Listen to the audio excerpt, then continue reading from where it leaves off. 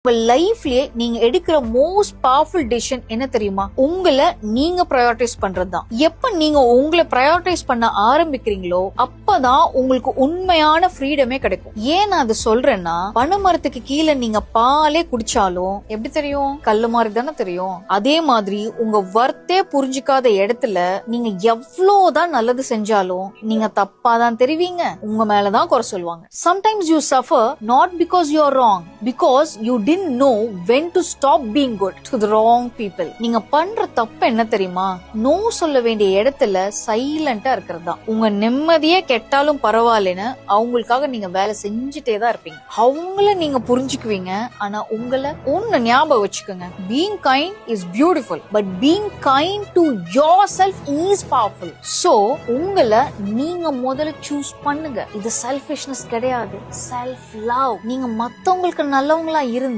உங்களையே நீங்க இழக்கணும்னா, அப்படி நல்லவங்களா இருக்கணும்னா எந்த அவசியம் இல்லை.